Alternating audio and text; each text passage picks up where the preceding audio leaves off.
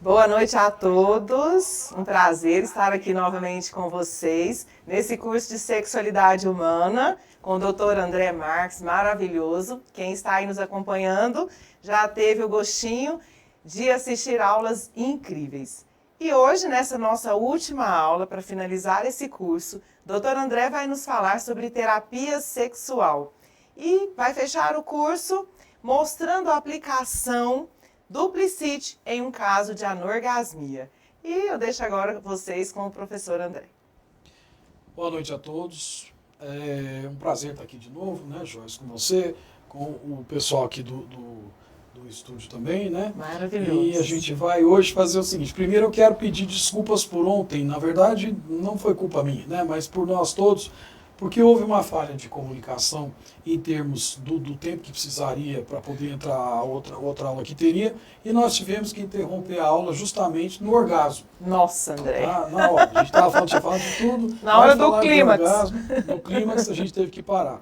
E aí eu fiquei pensando como fazer, porque já tinha essa aula pronta hoje. Então eu cheguei em casa, eu peguei o conteúdo que a gente não pegou ontem e inseri nessa aula aqui, usando justamente isso como exemplo. Então só um códigozinho, o que tiver em preto é da aula de hoje, o que tiver em azul é relacionado à aula de ontem, né? O que a gente não conseguiu falar, tá certo? Maravilha. Bom, vamos nos lembrar que nós estamos na quarta aula, né?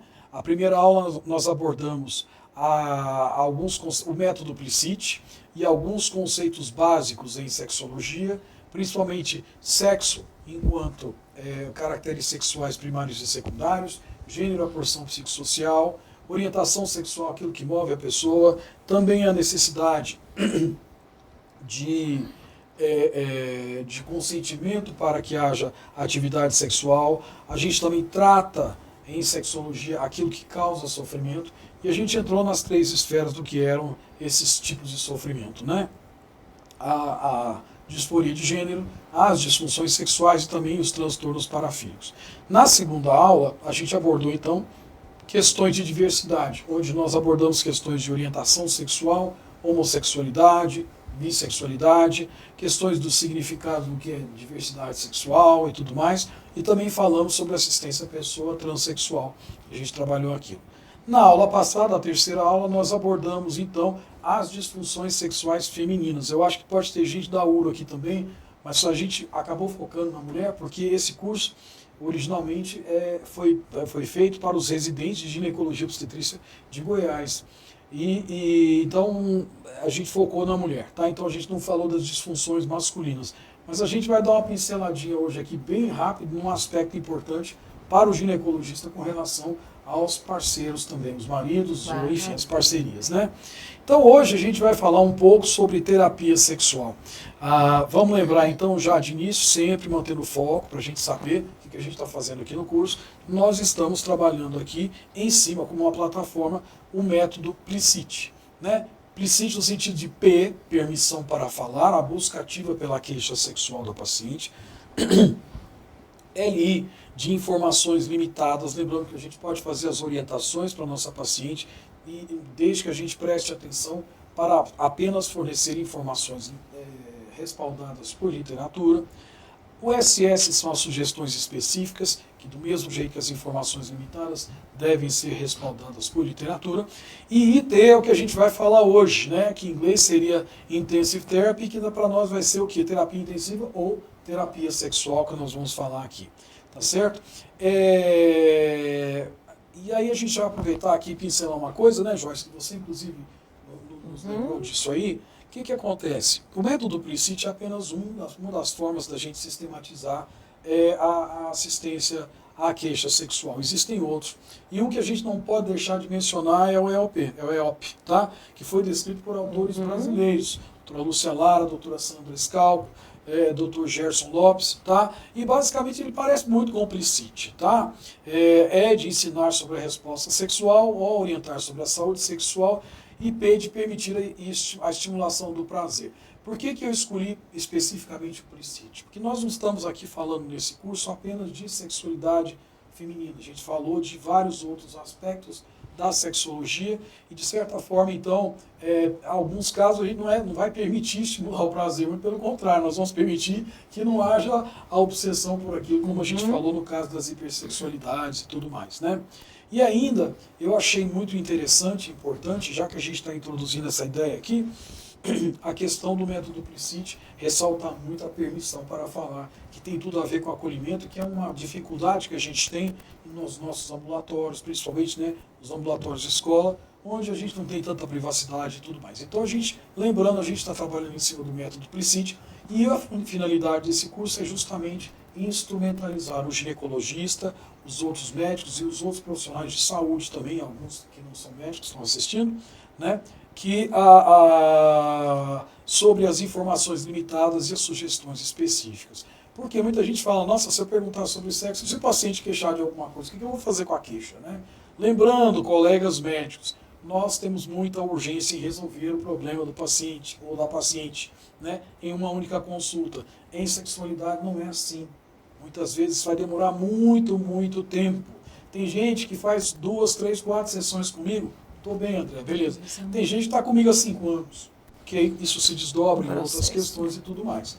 Então, isso varia muito, certo? Só que a gente tem que entender que a gente não é obrigado a resolver esse problema, mas a gente precisa, sim, enquanto profissional de saúde, acolher, não é mesmo? Acolher com a permissão para falar, validar a queixa do paciente. Olha, minha senhora, a queixa da senhora é pertinente, esse é o lugar para a senhora trazer a queixa, sim, estou aqui para ouvir, mas eu acho que no seu caso eu vou querer encaminhá-la para um especialista e vocês encaminham quando chega no limite do repertório de vocês, de informações limitadas ou sugestões específicas. Nós estamos aqui, né, fazemos terapia sexual. Vamos lembrar dos colegas, né, Joyce? Já que a gente está aqui, ó, eu estou aqui, André Marques Cunha, a Joyce Lima, a gente tem em Goiânia outros médicos também praticando a medicina sexual, a gente vai mencionar, alguns deles estão aqui, né? A nossa colega Aline, né? Aline Pinheiro, minha comadre, doutora Sandra Portela. A gente não pode esquecer da Helenice e da Margarete, que realmente estão aqui. O Fernando, que é o urologista, que está conosco.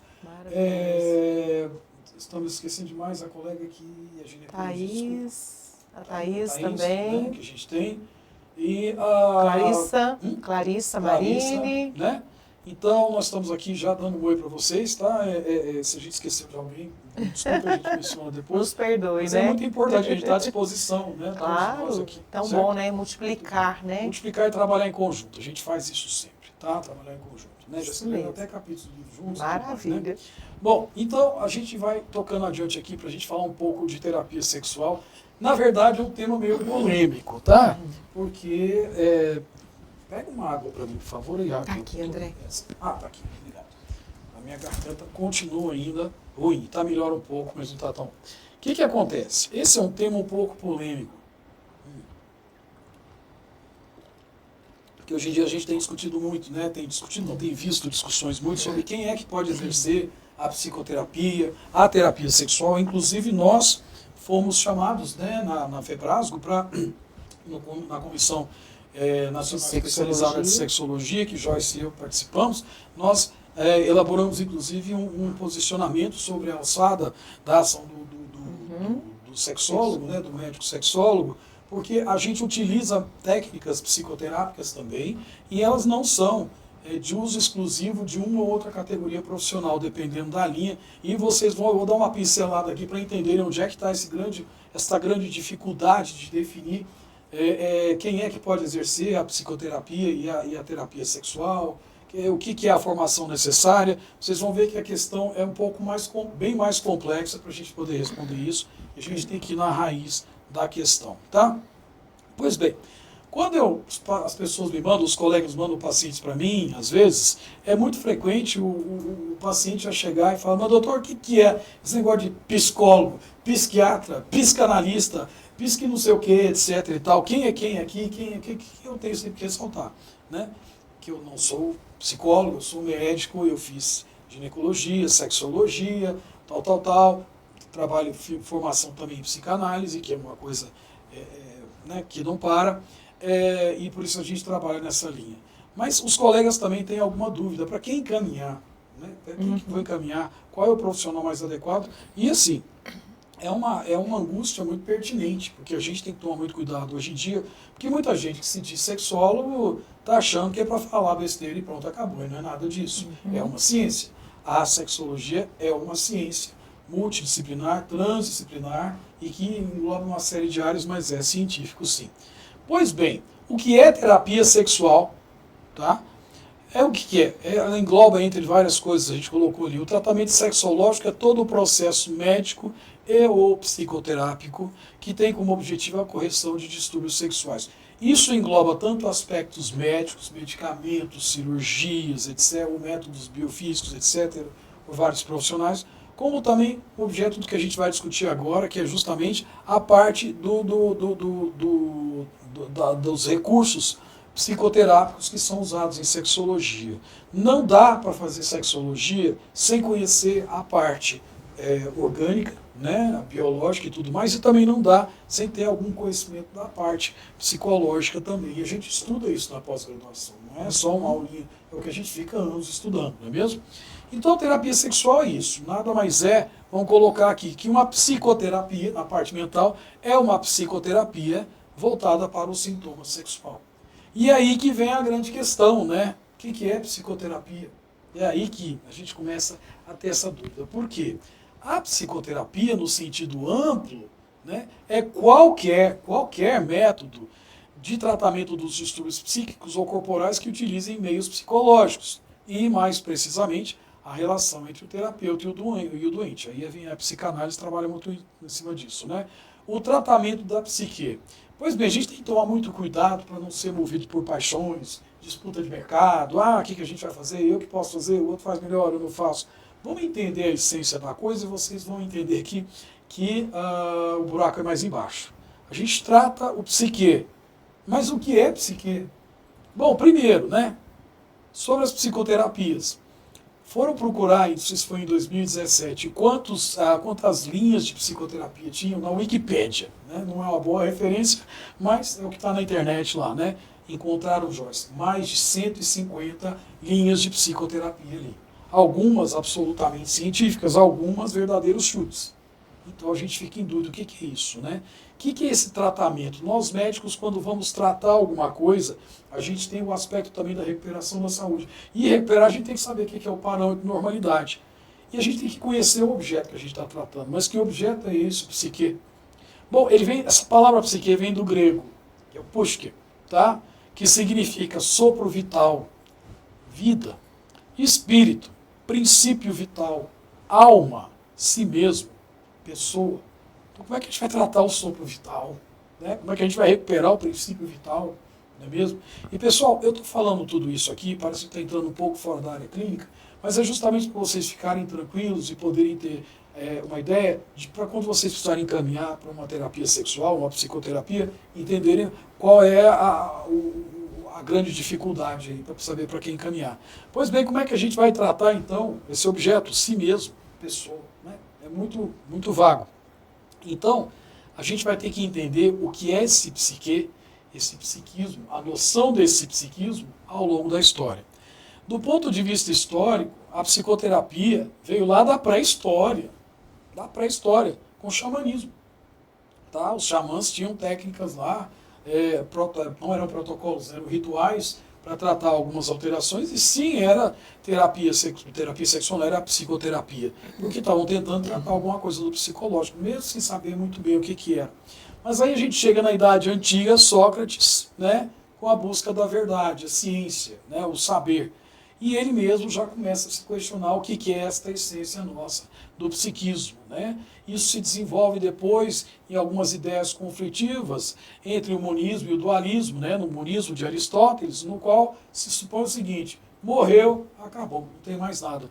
Enquanto que o dualismo de Platão e Santo Agostinho, né, nos traz aí que há uma instância o ser humano tem a sua instância corporal e a instância do psiquismo, que seria alguma coisa articulada à alma.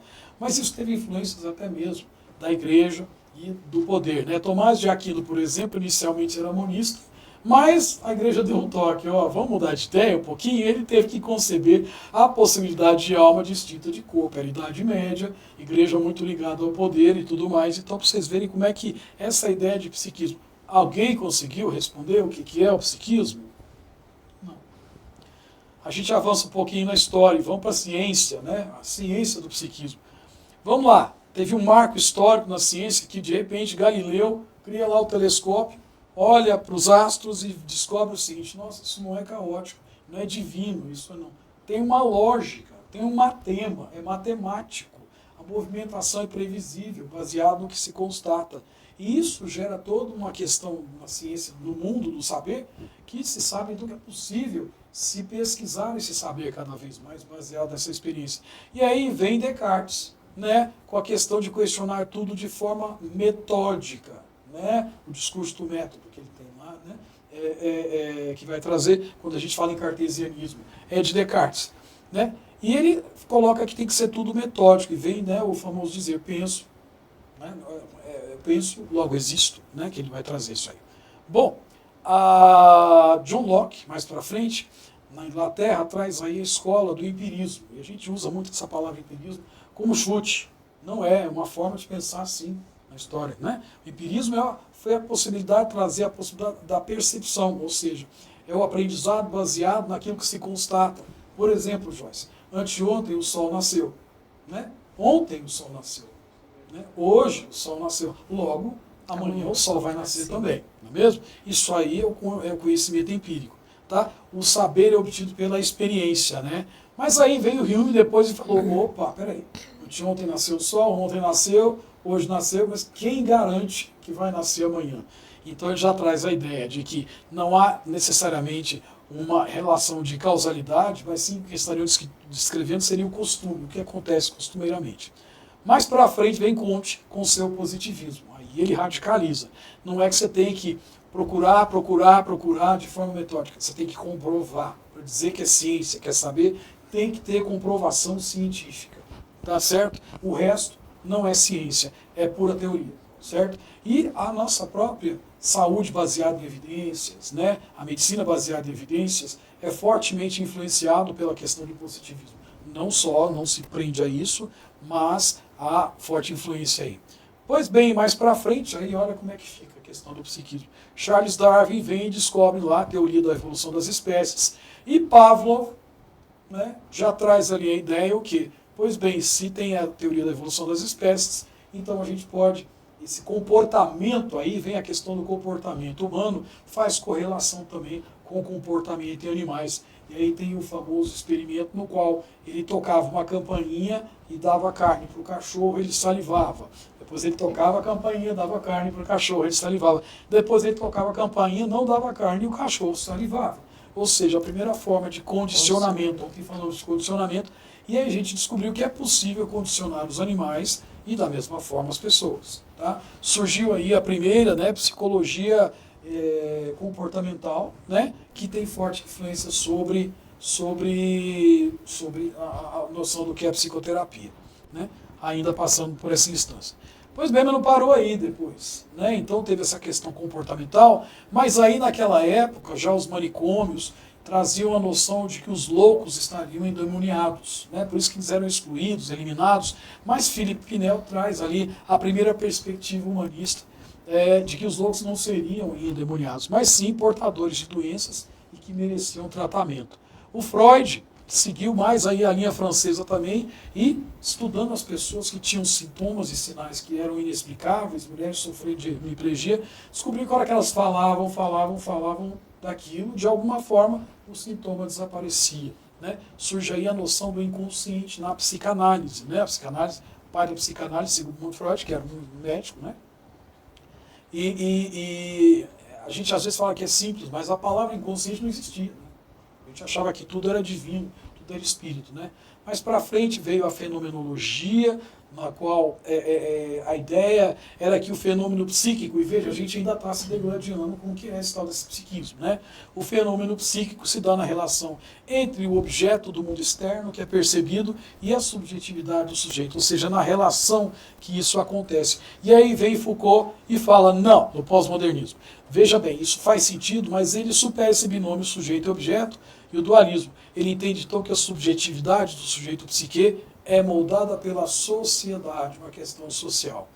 E, ultimamente, o que acontece? Vem aí os exames de neuroimagem, psicofarmacologia, nos mostrando uma fundamentação biológica para o comportamento também, e há quem diga que isso é mais ou menos um retorno ao humanismo. Eu acho que não, acho que é tudo conciliável. Mas aí, pessoal, o que é psiquismo? O que é esse psique que a gente trata, né, Joyce? Até hoje, nessa trajetória toda, a gente não tem certeza do que é, tá? Mas isso não quer dizer, então, que a gente vai desistir, porque, de fato, o sofrimento existe, o sofrimento de natureza psíquica, seja lá qual for a forma desse psiquismo, qual for o jeito que isso acontece, há um sofrimento. Então, essa ciência, que é a psicoterapia, ela tenta dar conta disso que a gente não conhece tão bem e, enfim, para poder ajudar as pessoas a se repensarem, mudarem seus comportamentos, suas percepções das coisas, seus posicionamentos, para que possam melhorar. Agora, frente a todo esse histórico, é muito difícil dizer qual psicoterapia, qual linha psicoterápica é a melhor, né?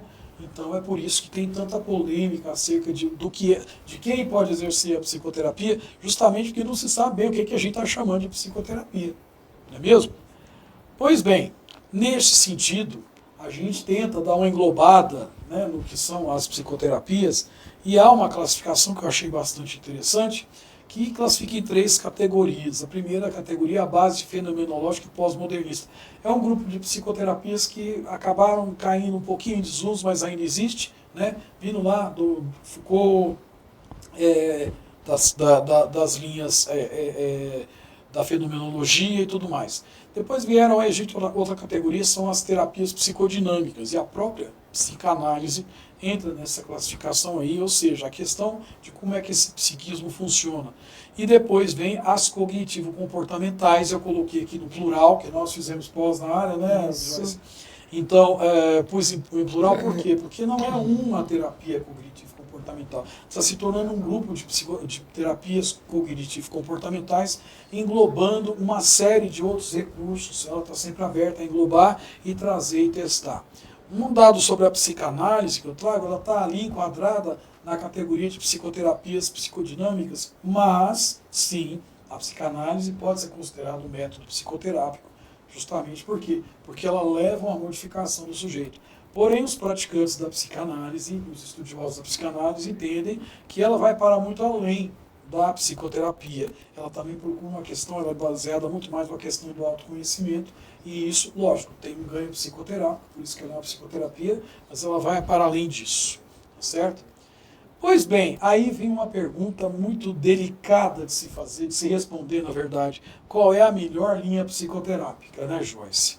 O que acontece? Se a gente começar a sentar entre os profissionais que trabalham com isso, sejam psicólogos, médicos, sexólogos, psiquiatras, etc., vai dar confusão. Porque, é claro, cada um escolheu uma linha, porque acha ela mais consistente, né?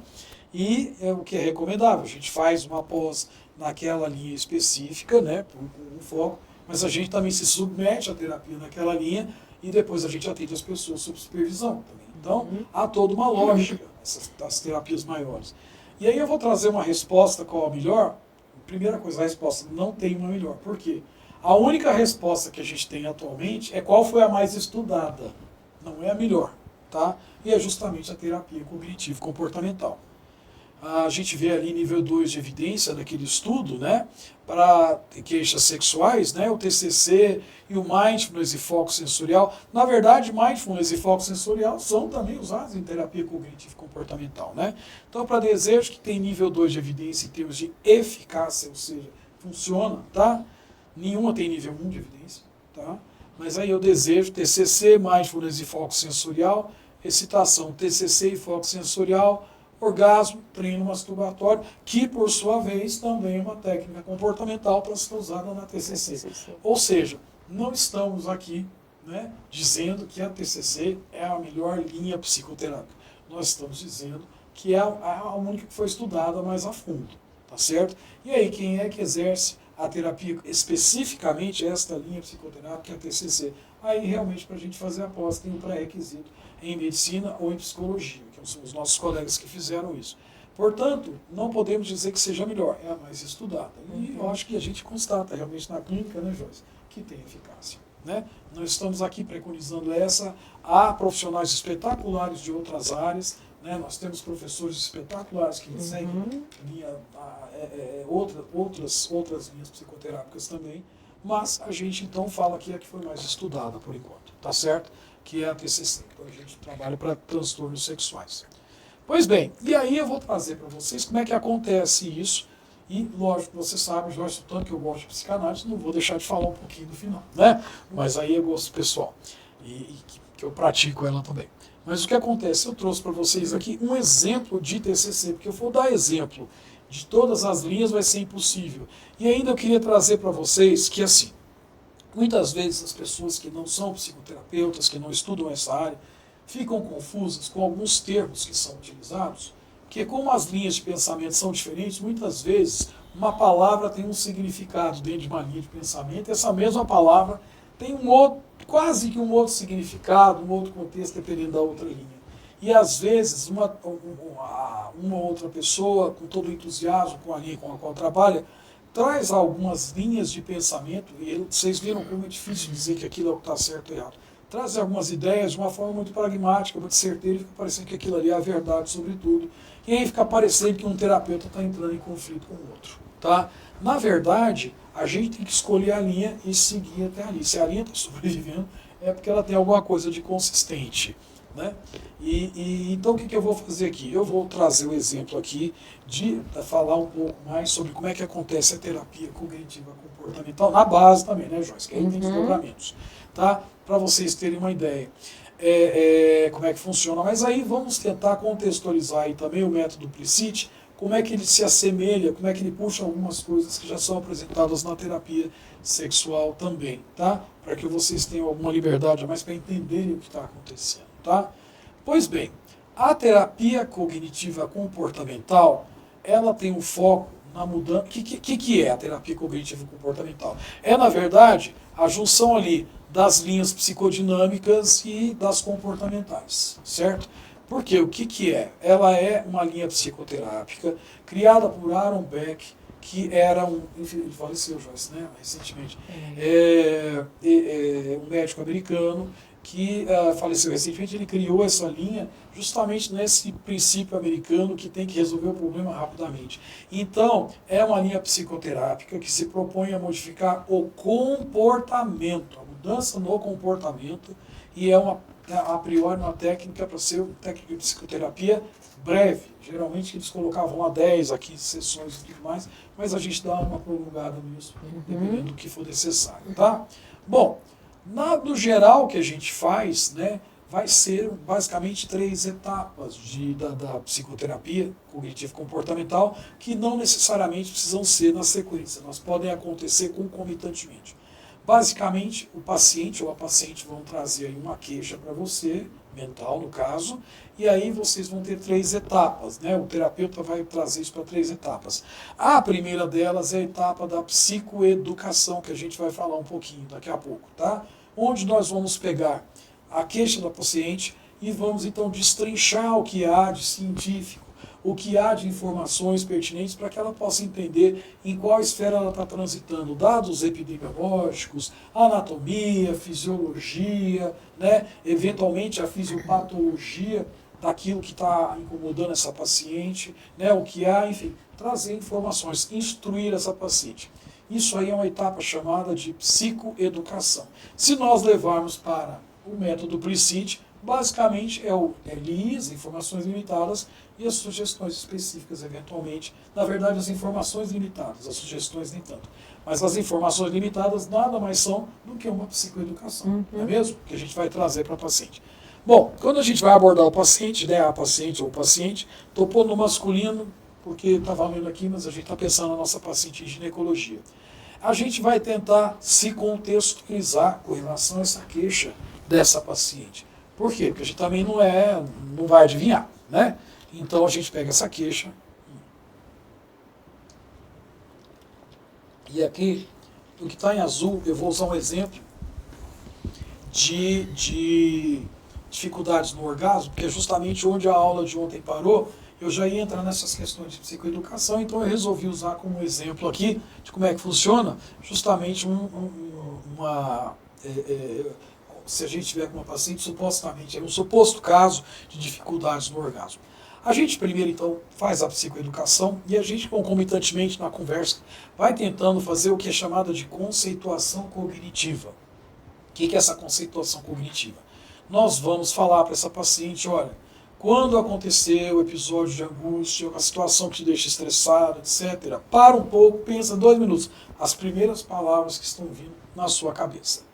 Ou mesmo fique atento ao longo do dia se essas palavras estão aparecendo e tudo mais. E a gente vai entender então que essas palavras são os pensamentos automáticos. Tem pacientes que trazem, eu tenho pensamentos intrusivos, etc., que pegam essa terminologia, mas são esses pensamentos que aparecem quando essa paciente pensa naquilo que a incomoda. No caso aqui, por exemplo, a paciente, estou supondo, né, que ela tem uma dificuldade de orgasmo, então a hora que ela vai ter uma relação, fica angustiada, ela lembra, opa, doutora Joyce falou para eu guardar ali os pensamentos que vêm à minha cabeça. O doutor André falou uma coisa, então vamos lá. Frígida, defeituosa, né? Aí ela vai e anota, deixa anotado, leva para terapia, tudo. Bom, são pensamentos automáticos, vários que vão aparecendo, e a gente começa a perguntar a respeito disso, falar sobre essas palavras, o que ela supõe, por que ela supõe que essa palavra apareceu, geralmente ela vai estabelecer conexões com a queixa dela e tudo mais, até o ponto, e vejam bem, gente, isso aqui não acontece em uma consulta, não, tá? Isso demora muitas vezes, tá? Até o ponto que esses pensamentos automáticos vão se desenvolver o quê? Em crenças intermediárias, tá? Essas crenças intermediárias agora não é uma palavra solta, mas é uma condição. Se algo acontecer, aquele outro vai acontecer, uma relação de causalidade. Ou seja, ali, por exemplo, ela pode ter chegado na seguinte crença intermediária: se não consigo gozar, eu não satisfaço meu marido. É uma crença intermediária que vai ter que ser tratada. E a gente já vai ver daqui a pouco como. E, geralmente, todas as crenças intermediárias, quando muito investigadas, vão chegar ali nas crenças centrais, né? Geralmente de caráter de desvalor, desamor ou desamparo, né? Ou seja, lá de frígida, defeituosa, foi para se não consigo gozar, eu não satisfaço meu marido, e aí vão para as crenças centrais. Sou uma péssima mulher. Ele não me ama mais, né? Ele irá arrumar outra mulher. Ou seja, sou uma péssima mulher, desvalor. Ele não me ama mais, desamor. Ele irá me arrumar outra mulher, desamparo, né? E nós vamos tratar essas crenças intermediárias e até mesmo as crenças centrais na tentativa de fazer que essa paciente, então, repense os seus posicionamentos. O que for real, é verdadeiro, ela vai entender que é real, mas o que for fantasioso pode ser retrabalhado. Ou mesmo o que é real, como lidar com isso, pode ser trabalhado também. E esse exercício se chama o quê? Reestruturação cognitiva. Tá certo? Pois bem, a gente já vai voltar aqui, então vocês entenderam o que é uma conceituação cognitiva, né? A gente já vai chegar lá nas técnicas de reestruturação cognitiva, mas vamos voltar um pouquinho no início, conforme eu lembrei, não precisa ser nessa sequência, da psicoeducação. Vamos supor que essa paciente chegou com queixa de anorgasmia, e aí nós vamos trazer lá então a psicoeducação para ela. Vejam só, é a mesma coisa que informações limitadas. Agora eu estou trazendo os dados que seriam da aula de ontem, sobre a dificuldade, o transtorno de orgasmo feminino, as dificuldades. Algumas orientações que a gente faz para a paciente, e eu que atendo homens também, né? Muito frequentemente eu trago essas informações para os homens também, e a cara de alívio dos homens se torna uma coisa assim, nossa, é isso, doutor? Então tá bom, vamos ver lá, porque existem muitos tabus, existe muita informação distorcida a respeito de orgasmo para todo lado, e a gente precisa desfazer isso. Então vamos lá, fazendo uma pequena psicoeducação dentro daquilo que é cabível, né? Informações limitadas. Orientar sobre a ocorrência de transtorno de orgasmo na população, né? É a segunda disfunção sexual mais frequente. Na Europa, América do Sul e Central, 16% a 28%. Ásia, 30% a 46%. Ela ocorre 2 vezes mais, né, em mulheres com outras queixas sexuais. Obviamente, para chegar no orgasmo, vai ter que ter o desejo, depois a excitação para poder chegar no orgasmo, né? E também a associação com outras disfunções sexuais. Elas são a dificuldade no orgasmo, vai estar correlacionado em 14% com transtornos do desejo, da excitação em 31%, obviamente, da lubrificação vaginal 18%, dor pélvica 12% e vaginismo 0,9%, né? Sendo que essa estatística é meio questionável, porque se a paciente tem vaginismo, provavelmente não está se engajando em atividade sexual e nem vai responder a pergunta, né? Portanto, a gente orientar alguns dados epidemiológicos é cabível. Outra coisa que a gente vai fazer na psicoeducação, em geral, na paciente com vaginismo, antes de falar disso, é orientar essa paciente com relação à anatomia dos órgãos femininos. A paciente, né, agora estou falando um pouco de vaginismo, ela não tem conhecimento da sua anatomia e tudo mais, então vai acontecer. No caso da paciente com dificuldade de orgasmo, a gente tem que orientar, por exemplo, a anatomia do clitóris. As mulheres não sabem onde é que é o clitóris, né? Os homens também não, ficam procurando lá, né? Então, isso é uma coisa importante. Informação sobre o quê? Sobre a anatomia da genitália. Segundo, a informação sobre o funcionamento da fisiologia sexual, que é importante para ela entender o quanto é importante as outras técnicas que vão ser usadas, né? Vamos lá. Mas são todas informações limitadas e podem ser feitas no consultório, né? Mais informações limitadas sobre a dificuldade do orgasmo. Orientar que a presença de sofrimento é condição necessária para o diagnóstico de transtorno de orgasmo feminino. Pessoal, vamos lembrar lá da primeira aula, o que a gente trata em sexologia? Aquilo que leva a sofrimento. E é muito perigoso, às vezes, né, a gente falar, é normal a mulher não ter orgasmo, tá? Não é bem assim, tá? Algumas mulheres realmente não têm a percepção do orgasmo, ao redor de 30%, podem ter, já tem referências aí de até ao redor de 30%, e ok, se a gente vai pesquisar, o que acontece? Apenas a metade dessas pacientes se referem sofrimento, então não é para ser tratado. 63% das mulheres casadas referem problemas de excitação e orgasmo, mas 85% dessas mulheres com problema de orgasmo se dizem satisfeitas com as suas relações sexuais. Tá? Então vem a pergunta, será que ela não está tendo orgasmo? Ou será que ela está tendo algum tipo de gozo que a gente não está chamando de orgasmo, mas que está acontecendo e deixando ela satisfeita do mesmo jeito? Não sabemos. Tá? Então a gente tem que tomar muito cuidado quando a gente vai falar de falta de orgasmo e perguntar objetivamente, a senhora tem um orgasmo? Tá? E às vezes ela olha e fala, o que é isso? Né? Ou algumas falam, não. E aí você fala, mas você não tem orgasmo? O que está acontecendo e tudo mais? Não vamos patologizar esta não percepção de orgasmo na mulher que não está preocupada com isso. Tem um episódio na minha residência, tá, Joyce? Que eu me lembro precisamente disso, e não vou citar nomes, porque talvez estejam até assistindo a aula. Mas teve uma situação, eu era muito amigo de duas colegas da minha residência, né? E a gente saía muito entre nós e tal, e uma das colegas estava muito chateada, porque a gente era muito jovem e tudo mais, e ela saía com um rapaz, com outro, estava em crise, porque não conseguia um relacionamento mais estável, ela saía sempre com os rapazes mais jovens, e nós éramos amigos, brincávamos com isso e tudo mais. Pois bem, um dia eu cheguei, era lá no Hospital do Servidor Estadual de São Paulo, e eu vi um casal, não tão idoso assim, mas mais sênior mesmo, né, sentados bem humildes ali, isso era muito cedo, tá? Né, sentados ali no cantinho, e aí esperando, obviamente, a consulta, né. Eu passei, fiz lá um monte de coisa, ambulatório, etc, voltei, na hora do almoço passei, tava lá o casal abraçadinho ali, tá, esperando a consulta. Aí eu saí, almocei, no que eu voltei eu vi essa mulher, né, abriu um pacotinho, tá, com um pedaço de bolo, cortou o bolo no meio, deu um pedaço para ele juntou as moedinhas dele, foi lá na máquina de Coca-Cola que tinha lá, comprou um refrigerante e dividiram ali o dia inteiro, além de dividir a sala de espera o dia inteiro, dividiram meio pedaço de bolo e uma Coca-Cola, estavam os dois ali abraçados. Bom, aí mais tarde foi o nosso ambulatório, ao redor de 3, 4 horas, estavam lá e fomos atender o ambulatório. E lá no servidor a gente escuta as consultas. E olhem só, tá? Tem lá aquela anamnese padrão, né? Trazendo as queixas sexuais. E esta nossa colega perguntou para a paciente, né? Sem isso, tal. Ela com o marido sentado, né? Provavelmente era um ambulatório de URI, então devia ter, né, vários partos, etc., alguma coisa. E ela perguntando, tem prazer, orgasmo? E a senhora tem orgasmo? Vai, doutora. Não sei o que é isso não. Aí ela vira para o marido e dá uma bronca, descasca o cara, que você está focado só no seu prazer, não está pensando no prazer dela, e tudo mais, só ela tem que ir o direito ao orgasmo, direito ao prazer, direito. A gente ouviu aquilo, né? Poxa vida, né? Vamos lá.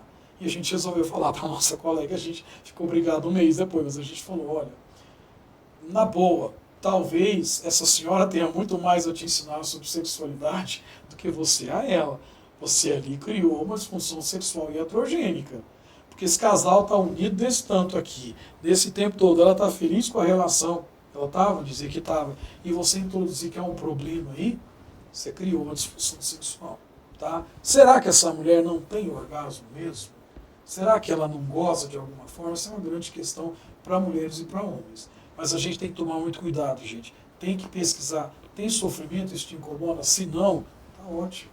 Tá? A gente também não vai. Ao mesmo tempo, não podemos negligenciar a paciente que fala que não tem orgasmo, que está incomodada com isso, e a gente vai ter sim que pesquisar o que está acontecendo com essa mulher, se tem alguma causa orgânica para isso, alguma causa psicogênica, e aí partir para a terapêutica disso também. Se a mulher está incomodada com isso, ou de alguma forma começa a ficar curiosa a respeito, é porque ela está querendo saber do orgasmo dela, e sim, ela tem todo o direito de ser tratada e tudo mais. E não dizer, isso é normal, deixa pra lá. Não é assim. Se incomoda, tem que ser tratado. O que eu digo aqui é que a gente não pode forçar a paciente a pensar que ela tem um problema, que não tem orgasmo. Ou o parceiro que ele é insuficiente porque, teoricamente, essa mulher não tem orgasmo. Olha como as orientações são importantes aqui também, né?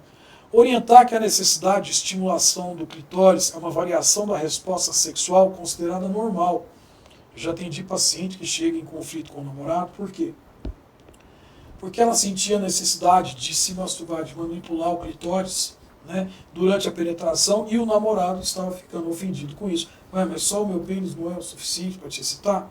Né? Na época eu não fazia sexologia e eu não soube orientar. Né? Mas eu poderia ter dado essa orientação simples. Olha, é normal algumas ou várias mulheres precisarem da estimulação do clitóris complementar à penetração vaginal. Tá certo? Por quê? Vamos entender que o órgão excitatório da mulher é o clitóris. Então a gente fica falando ponto G, preenchimento com ácido hialurônico para poder achar onde é o ponto G, etc. Ponto H. Tem o ponto H também. A gente vai vindo nesses outros aí. Mas, a priori, a excitação, o órgão excitatório da mulher é o clitóris. E que não é só aquela pontinha do clitóris que tem ali. Ele engloba toda aquela parte do introito e há necessidade de se focar o prazer em cima disso. Tá? Vamos lá, há uma grande variabilidade no tipo e na intensidade de estímulo satisfatório. 30% das mulheres têm orgasmo durante o coito. Ou seja, a gente às vezes está masculinizando o orgasmo feminino. Né? Um homem tem um orgasmo, ejacula e para. Já a mulher às vezes tem orgasmos, vários orgasmos ao longo, né, da relação sexual, e isso está trazendo a satisfação também. Né? Mulheres que experimentam orgasmo no coito também o apresentam na masturbação, tá? Ou seja, o valor do treino masturbatório. E agora uma estatística que eu acho extremamente importante. Apenas 25% das mulheres têm orgasmo em todas as relações sexuais, tá? Ou seja, todas as relações. Né? Não é só que 25% tem orgasmo em todas as relações sexuais. Isso é um certo alívio até para os parceiros. Porque é o que eu argumento muitas vezes com os homens. Escuta aqui, se apenas 25% das mulheres têm orgasmo em todas as relações sexuais, então 75% não tem. Então a regra é não ter orgasmo em todas as relações sexuais. Você não tem essa obrigação de fazê-la gozar. Aliás, ninguém tem a obrigação de fazê-la gozar, é ela quem tem que se apoderar do próprio gozo. Então, essa é uma estatística bastante interessante. Né? Bom, orientar que o orgasmo clitoriano e vaginal, em geral, são fisiologicamente a mesma coisa. Isso é importante. Sim, Joyce, tem aquela questão de poder ter a estimulação no colo do útero também, em mulheres que tiveram secção de medula, né, que aí não corre o estímulo clitoriano. Já foi documentado que existe essa possibilidade de orgasmo, mas aí é uma estimulação muito, muito profunda. A aspiração de que um pênis vá conseguir fazer essa estimulação é absolutamente fantasiosa. Constataram isso na hora de fazer sondas, alguns aparelhos médicos colocaram e a paciente falou, opa, eu estou me sentindo excitada. Né? Essa possibilidade existe. Mas não é disso que nós estamos falando, daquilo que pode acontecer no coito. Tá? A mucosa vaginal, é evidente, vai mobilizar também o clitóris, as incursões e tudo mais. Mas o órgão excitatório é o clitóris. E isso aí também é uma outra orientação que a gente tem que trazer para os pacientes. Porque o que a gente vê muitas vezes? Tá? Eu vejo isso, queixa de mulheres e queixas de homens. Há homens que apresentam queixas, por exemplo, de ejaculação precoce, que chegam lá, nós mensuramos, quanto tempo você consegue, o tempo de latência intravaginal, né? Quanto tempo você consegue ficar sem ejacular? Falar, sei lá, doutor, 5 minutos, 10 minutos. Quantas incursões? Nem consigo contar, mas eu estou insatisfeito ainda, porque eu ainda queria durar mais tempo, né? A gente pensa, e aí a gente vai sondar mais, está acontecendo o quê? Qual é a fantasia, tanto dele quanto da mulher? Eles querem ter a mulher tendo um orgasmo com estimulação puramente vaginal. É aquela mulher, muitas vezes, que vira para o marido, não, mas eu não quero preliminares. Muitas vezes, ela não gosta das preliminares, eu não quero sexo oral, não quero nada disso, eu quero gozar com a penetração do pênis na vagina.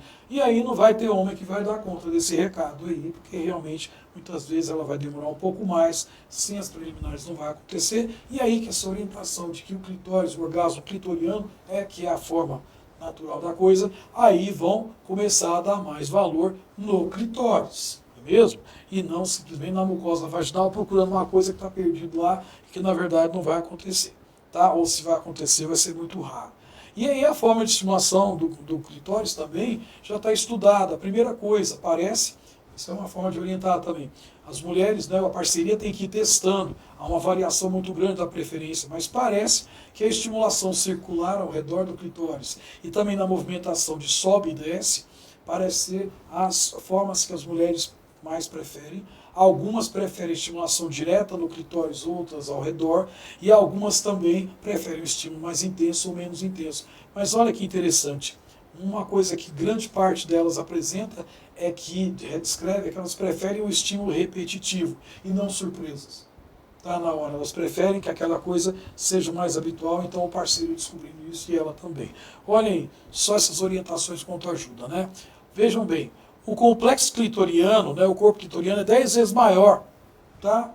E chega até o períneo mais do que simplesmente aquilo que se apresenta externamente, tá? Comissário, tá, mostrou lá, que foi isso que a gente ia falar, da secção medular. Eles descobriram que algumas mulheres que tiveram secção medular, ou seja, o estímulo do clitóris não passa mais, né, porque ele vai pelo ramo dorsal do clitóris, o nervo pudendo, depois só pela coluna, se teve secção da medula, na paraplégica, ela não vai ter essa estimulação mais. Mas eles foram fazer estudos ali, não estavam procurando isso, foram fazer algum outro estudo, e no que manipulava esse colo do útero, a porção mais a fundo, essa mulher começou a ter algum prazer, provavelmente por vias vagais que vão chegar ali até o sistema nervoso central. Tá? E o Brode traz aí outras possibilidades, como a Joyce estava trazendo também, mas vamos focar principalmente. O clitóris é o mais importante. Tem que saber onde é o clitóris, tem que saber o formato do clitóris e tem que saber que tem que ser estimulado. Pronto. Informações limitadas, e ainda tem respaldadas por literatura. Oi? De estar lubrificado ou não, né? Se está, às vezes, seco ali, pode, ao invés de ser prazeroso, incomodar, né, André? Tem alguns parceiros que vão direto ao ponto, pode ser que não seja prazeroso, né? Exatamente. E a importância da duração das preliminares. Sim. Né? E outra coisa também, não é protocolo, né? Muita gente chega, parece protocolo. Sempre do mesmo jeito, tá? né? Chegou, sexo oral, beijou, sabe? Não é isso, né? Tem que deixar essa espontaneidade rolar. Vamos lá. Pois bem, eu trouxe aí alguns dados que podem ser usados, aí, tudo respaldado em ciência, sobre o orgasmo, né? E a gente vai fazer isso na TCC. Pois bem, vamos lá. Questão de reestruturação cognitiva. Lembrando, eu avisei para vocês, psicoeducação, né? A conceituação cognitiva está aqui do lado, para ajudar a nos guiar. Aí vem psicoeducação, reestruturação cognitiva e exercícios comportamentais, né? Pois bem, falamos aí um pouco de psicoeducação. Aí, vamos agora pegar, né, a estruturação cognitiva, tentar trabalhar essas crenças intermediárias e as crenças centrais, que estão realmente levando essa paciente ao sofrimento. Basicamente, a ideia é colocar tudo isso em questionamento, para que essa paciente possa, então, repensar de forma consciente, né? Aí não é inconsciente, é consciente, né? Repensar os seus posicionamentos, né? De forma consciente. Então a gente traz aí o questionamento socrático, é de Sócrates mesmo, né? Que ele juntava os alunos dele e resolviam pegar uma questão qualquer e levar essa questão até as últimas consequências. Você vai pegar essas crenças centrais, desculpa, essas crenças intermediárias, e vai questionar alguns exemplos de questionamento socrático. Por que você acredita que isso seja uma verdade absoluta? Tá? Ou seja, se eu não, vamos lá, aqui que a gente usado de exemplo, né? Se não consigo gozar, eu não satisfaço meu marido. Pois bem, por que você acredita que isso seja uma verdade absoluta? Será que não satisfaz seu marido mesmo? Existem outras explicações possíveis para a situação, se ele estiver insatisfeito? Será que é porque você não está gozando ou porque tem outras coisas? Não é mesmo? Como outra pessoa poderia ver essa situação? Será que todas as mulheres, todos os casais são assim? Será que você é a única mulher? 25% das mulheres não têm orgasmo em todas, só que vão ter orgasmo em todas as relações. Né? Será que você está vendo então? Será que é todo mundo? A gente começa a questionar para que ela possa ir aprofundando. O teste de evidências. Quais são as evidências que sustentam sua crença? Quais são as evidências que seu marido não está satisfeito? Né? E no contrário, quais são as evidências que ele está? Né?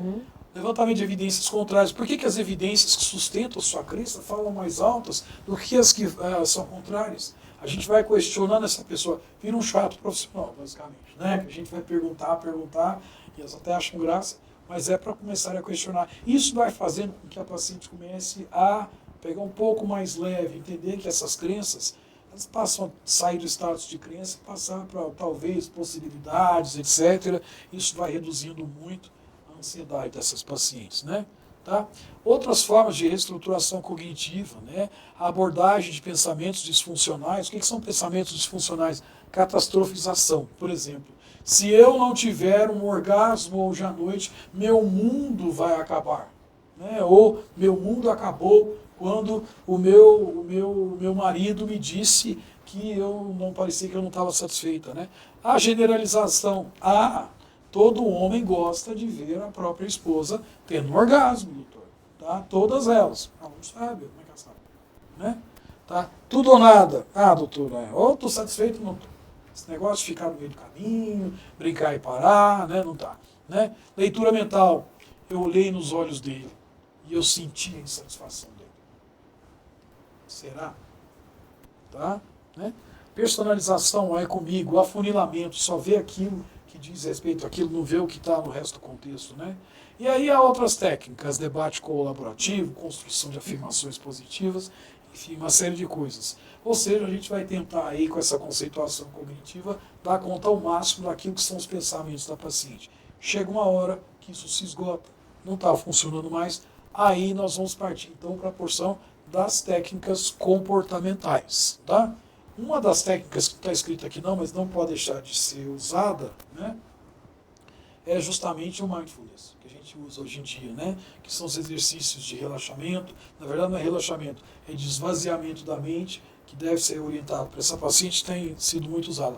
Existem inúmeras técnicas comportamentais. Eu citei aqui algumas que a gente usa mais na terapia sexual. E claro, eu trouxe aqui algumas referências de cinema, como eu tenho feito, né?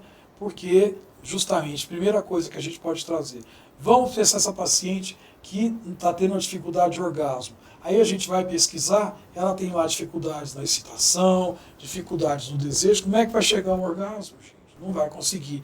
E aí a gente começa a trabalhar essa questão de excitação e tudo mais, e desejo. Uma das estratégias, por exemplo, eu estou citando só exemplos, tá? É o catálogo erótico. Né? Essa paciente pode elaborar um catálogo, seja no celular, de papel, ou às vezes, enfim, ela que vai escolher, de cenas que ela possa olhar, de situações eróticas, coisas que a excitam, sei lá, um homem bonito, ou uma mulher bonita, ou enfim, ela que vai ter que escolher isso. E ela vai elaborando esse catálogo e ela vai revisitá-lo, né? Vai visitar esse catálogo 2 vezes por dia, 3, se conseguir uma vez, porque ela vai criando esse hábito da erotização. Concomitantemente, a gente pode trazer também a biblioterapia, textos específicos e tudo mais, filmes eróticos, por isso que eu trouxe esses 2 aí. 9 Semanas e Meia de Amor. Isso é um filme muito erótico, um erotismo que cai bem, inclusive, para muitas mulheres, né? Muito bacana esse filme. E é um dos que eu recomendo para os pacientes. Um outro muito legal ali, tá? É Tomates Verdes Fritos. Eu sempre falo desse filme na hora que eu falo, que eu estou dando aula, Porque ali é uma aula de terapia sexual, na verdade. Né? Você já assistiu, Joyce? Tá? Já, sim. Essa senhora que está ali no canto esquerdo, né? Ela está entrando na menopausa, certo? E está tendo problemas com o marido, com o erotismo com o marido, etc. O marido não dá tanta atenção e ela mesma tem questões de autoestima muito fortes. E um dia ela chega em crise, ela conhece essa senhora no asilo, elas ficam muito amigas, ela chega chorando e essa senhora fala: não, mas você está tendo ondas de calor, etc. Você está precisando tomar estrogênio, né, e tal, e orienta ela. Mas essa senhora não faz só isso, ela conta uma história muito linda de amor entre essas duas moças, uma grande amizade. É um filme dotado de um certo erotismo muito sutil, mas mostra muito a questão da afetividade, né? Isso aí são técnicas aí para enaltecer o que? O desejo, a excitação, né? O treino de masturbação dirigido, né? Que é uma técnica que a gente vai treinar essa paciente aos treinos masturbatórios. Várias das pacientes não sabem nem onde é o clitóris, nunca se masturbaram ou mesmo não tem interesse, nunca desenvolveram esse interesse. Então, estimular essa paciente a começar a se masturbar. Isso pode ser feito com orientações do terapeuta. Inicialmente, ela pode explorar a própria genitália, tomar conhecimento sobre o clitóris. Depois, ela pode começar, eventualmente, a manipular esse clitóris e vai trazendo isso. Muito treino, né, que vai trazendo para a gente, e depois, na hora que ela começa a sentir mais prazer, ela pode tentar outras técnicas de masturbação, enfim, até no final das contas pode até envolver a parceria mais para frente, certo? Isso é progressivo, tá? Isso tem nível A de evidência para melhorar a questão da falta de orgasmo. Lembrando que não dá para ter isso se não tratar desejo e excitação. Treino de foco sensorial, né? Isso para anorgasmia. Foco sensorial vai ser um exercício no qual a gente vai reaproximar esse casal.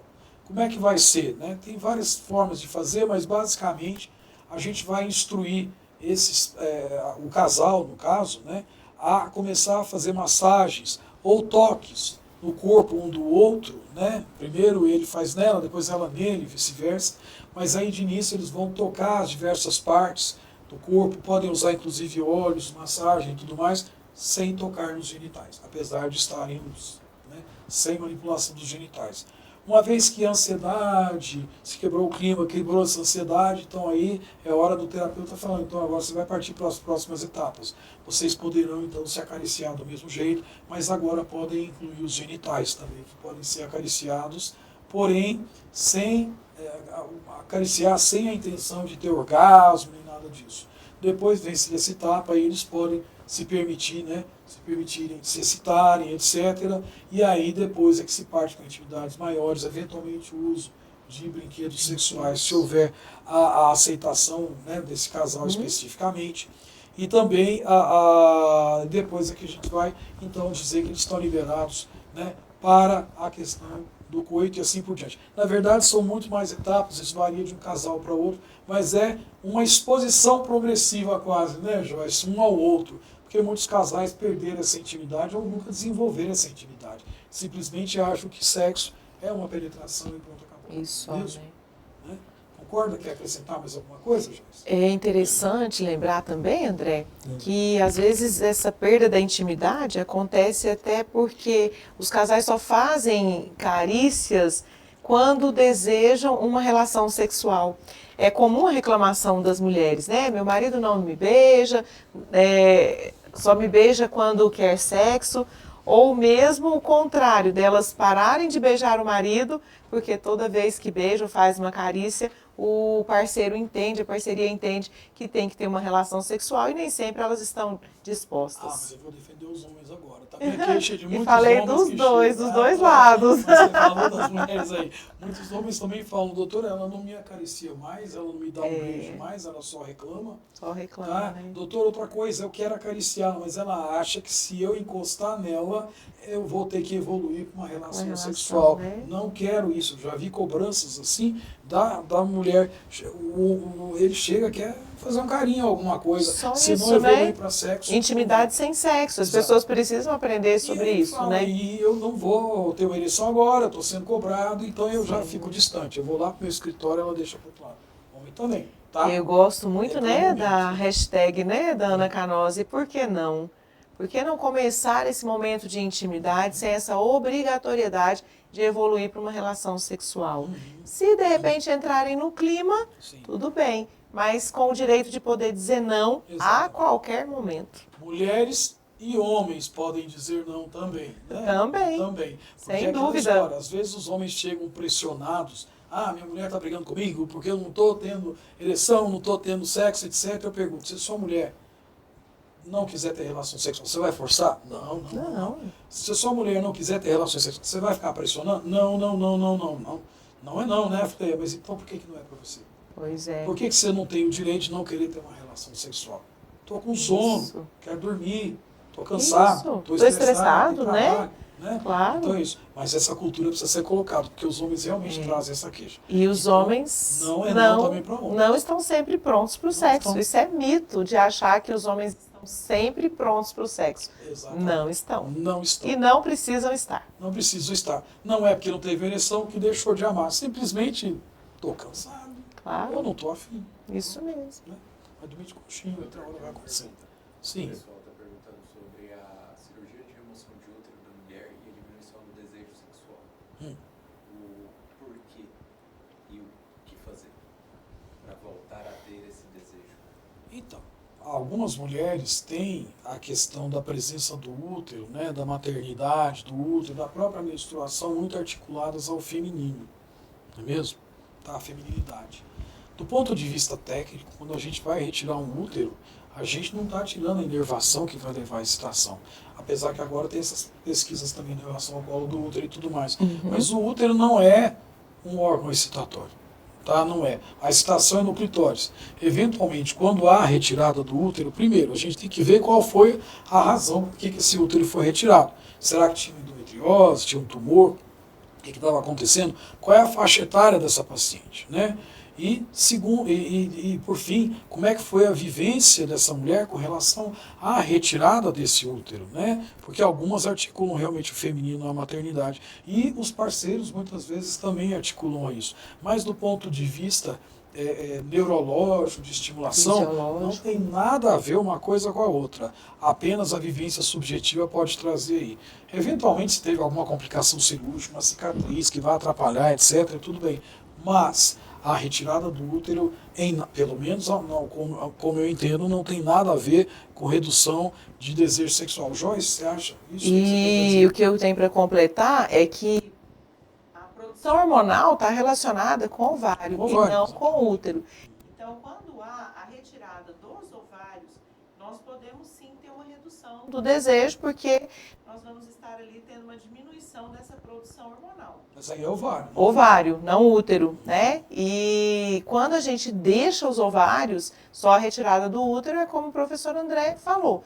Não traz, geralmente, redução do desejo, a não ser por questões mesmo dessa vivência do feminino, questões muito mais psicológicas. Exatamente. Agora, a doutora Joyce lembrou de uma coisa interessante, a gente lembrar aqui, né? Porque não é só a ginecologista que está nos assistindo, né? Muitas vezes a retirada do útero vem também com a retirada dos ovários, né? Que é a esterectomia com a salpingoforectomia bilateral. Aí sim vai acontecer da retirada dos ovários e pode haver alguma interferência sim. E é muito frequente que os pacientes não façam, igualem tudo, né? A retirada do útero, algumas vão referir retirada do útero e outras que tiraram o útero e ovários e vão achar que é a mesma cirurgia, tá? E aí, mas é um equívoco. Mas André, aí é ovário, né? Sim. Tem mais duas questões, né, que ficam ali na mente, né, dessas mulheres e dos parceiros, das parcerias. É que fica um buraco no lugar onde retira o útero, né, e não fica nenhum buraco nessa barriga. O espaço que era preenchido pelo útero vai ser preenchido ali, né, pelo intestino, bexiga. E também com relação ao comprimento da vagina. Algumas pessoas têm essa ideia fantasiosa que vai reduzir o comprimento da vagina e geralmente na esterectomia não ocorre isso, a gente preserva esse comprimento vaginal. Salvo em algumas situações, né, que são necessárias, né? Mas aí não é o útero que foi retirado, é porque realmente a porção da vagina que estava sendo retirada. Que estava comprometida. Tá, certo? Tinha mais uma outra questão também? Era só essa. Então tá. Vamos lá. E, por fim, um outro exemplo que a gente pode trazer e orientar é o alinhamento do coito. O que é isso? Nada mais é que uma posição diferenciada. O que é o alinhamento do coito? Ele vai acontecer, né, o casal de frente um para o outro, E aí qual vai ser a ideia? Ao invés de estar o homem por cima da mulher, simplesmente por cima, ele vai se deslocar um pouco mais para cima, de forma que a cabeça dele fique um pouco mais alta e a cabeça dela chegue até o peito. E aí o que acontece? A pelve vai deslizar ali para cima um pouco e o pênis, que antes estava dentro da vagina penetrado, vai fazer uma angulação para a parte posterior. E aí o que acontece? Aí não é para simplesmente fazer as incursões. A ideia é justamente instruir esse casal que eles vão estar nessa posição, mas ao invés da movimentação ser do pênis entrar na vagina, como se entrasse e saísse, eles vão estar nessa posição onde então eles vão os dois movimentarem a pelve, subindo e descendo as pelves juntas. O que vai acontecer? O pênis vai estar mais em contato com o clitóris e essa movimentação mais lenta, obviamente, vai ser mais difícil de excitar, né? Vai fazer durar mais o coito e aí pode levar essa mulher a uma sensação de prazer a mais. São várias as posições que a gente pode orientar, mas essa é uma que é, né, direcionada especificamente, né, para a questão da orgasmia. Tá? Vamos lá. Agora é hora de falar dos maridos um pouquinho. Tá? Isso precisa ser dito porque, gente, teve um tempo atrás, e eu, perdão se o professor que falou isso estiver assistindo, mas eu acho que não, porque era em São Paulo. Eu ouvi um ensinamento que eu falei, meu Deus, eu nem sei que sou mulher. Era assim. O problema sexual das mulheres é aquele que deita ao seu lado, dorme e ronca. Terrível, né? Tá?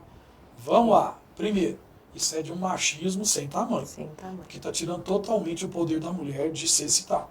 Está colocando o homem como o responsável pela falta de prazer dela, logo pelo prazer.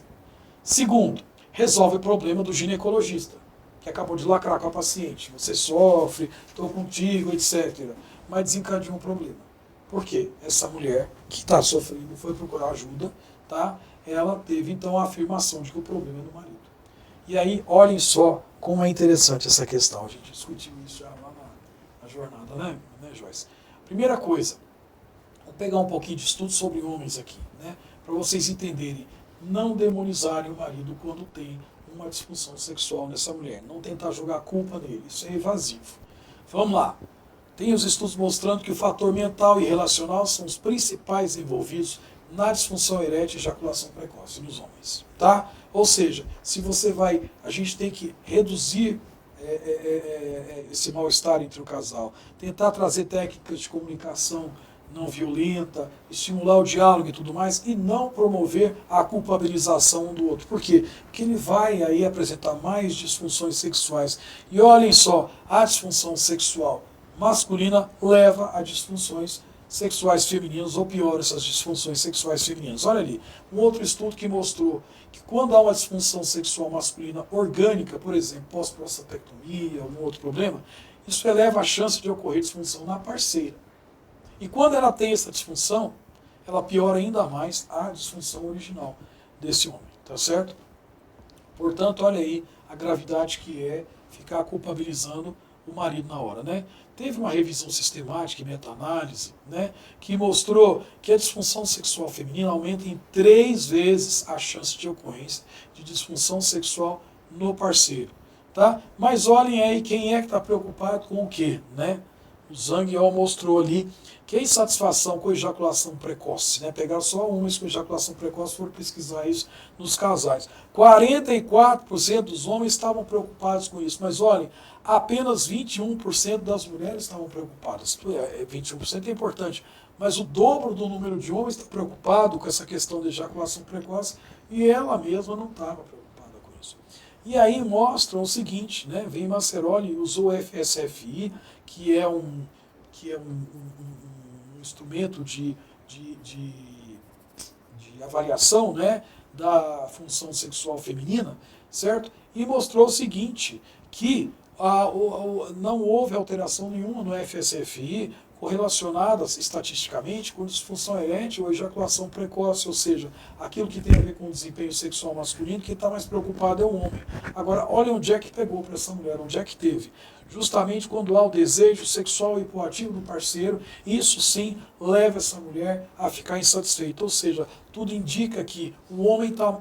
Isso tudo é fantasioso, lógico, né? A gente tem que desfazer isso tudo. mas o homem parece estar muito mais preocupado com o próprio desempenho que a própria mulher. Enquanto ela está muito mais preocupada em se sentir o quê? Desejada. Né? Quando ele tem um desejo sexual hipoativo, realmente vai piorar para ela. E ainda tem colega que chega e fala, não, é o seu marido, a culpa é dele. Olha aí, tá? O que está acontecendo? Né? Nós temos que catalisar o bom relacionamento desse casal e não colocar um contra o outro, né? Pois bem, não me aguento, eu sempre tenho que trazer isso, tá? Eu sou um apaixonado pela psicanálise, eu estudo psicanálise, eu sou um praticante da psicanálise e eu não consigo dissociá-la da terapia sexual, tá? Porque eu entendo que sexo é uma celebração da vida, tá? Eu entendo, não, muita gente entende isso, né? E o que acontece na cama é reflexo do que acontece lá fora, né? Vamos lembrar que excitação sexual é dopamina. E dopamina ativa os centros mais primitivos do indivíduo. Então é na hora da excitação sexual, do sexo mesmo, que a verdade vai aparecer. Né? Na verdade, ir para a cama com alguém é igual ir para o confessionário. O que você é, como você está, vai aparecer lá. Sim. Não tem jeito. Tá? É por isso que sexo é tão legal para poder enaltecer os relacionamentos. Uma pessoa pode até posar de boazinha lá fora, mas se ela for violenta, ela vai fazer um sexo violento. Uma pessoa que estiver triste lá fora vai fazer um sexo triste, se é que vai fazer. Se estiver alegre, vai fazer um sexo alegre. Se fizer um sexo, se estiver apaixonado, vai fazer um sexo apaixonado. Se estiver com raiva, vai fazer um sexo raivoso e assim por diante. Pois bem, então, eu entendo que não dá para dissociar a esfera sexual das demais esferas da vida, certo? A gente traz muito isso. Às vezes o paciente, está tudo bem entre eu e minha mulher, tá? Está tudo ótimo, só na esfera sexual aqui não está. Então vamos reconversar isso aí. Né? Olha, sexualmente está muito bem, mas acabou o sexo, está uma porcaria. Tá? Então não é por aí. Estão dissociando isso. E nesse sentido, tudo bem, o paciente ou a paciente nos procuram com um sintoma sexual, uma queixa sexual. Nós não vamos deixar essa pessoa esperando anos e anos e anos para poder abordar essa questão. Então as técnicas comportamentais, comportamentais são interessantes sim, mas há um momento que a própria TCC, as próprias técnicas de psicoeducação, reestruturação cognitiva, exercícios comportamentais, não dão conta do recado. É o paciente que desiste da terapia. Ah, tá bom, doutor, não, tudo bem, né? Tá tudo bem, já acho que melhorou, tá mais tranquilo, tá? E vai embora. Mas não vai tão feliz, às vezes, né? E, enfim, chega uma hora que essa pessoa é tomada por uma certa insatisfação, mesmo tendo se tratado e tudo mais. Isso por quê? Porque, por mais que a gente tenha um mundo hoje que quer igualar todo mundo, cada pessoa é uma. E essa informação toda que tem na internet, as terapias e tudo, não dão conta do singular. Tem um furo nisso aí, tem um furo nesse saber. Os pacientes vão atrás de informação, procuram, e basicamente estão querendo saber o quê? Quem sou eu? O que eu quero? O que eu gosto? O que eu não gosto? Né?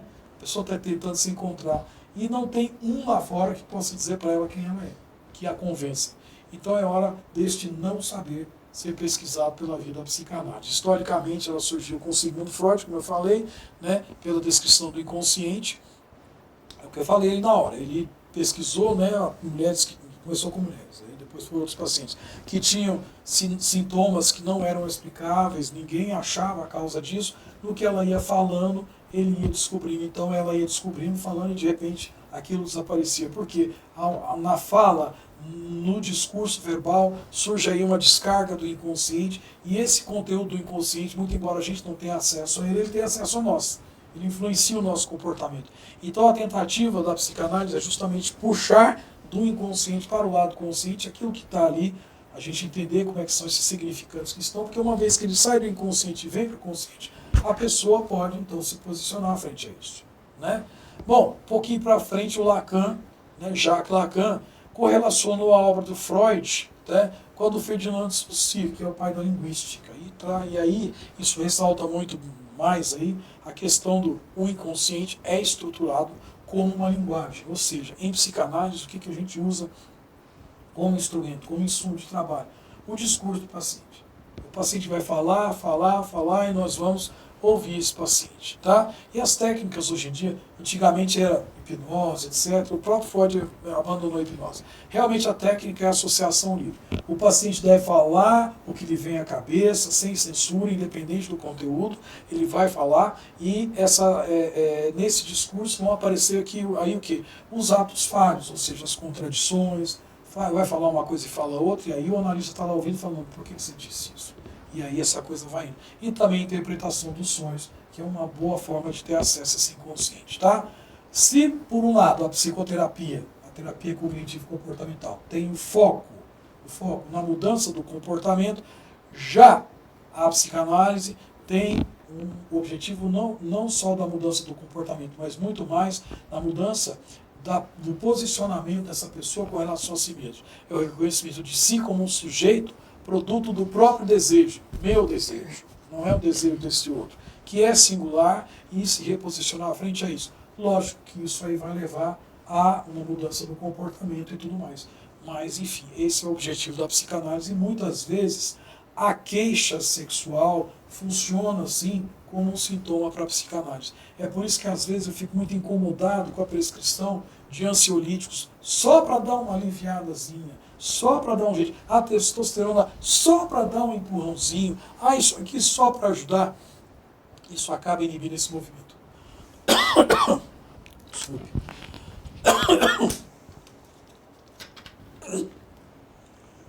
Tem que ter muito cuidado com tudo isso, né, André?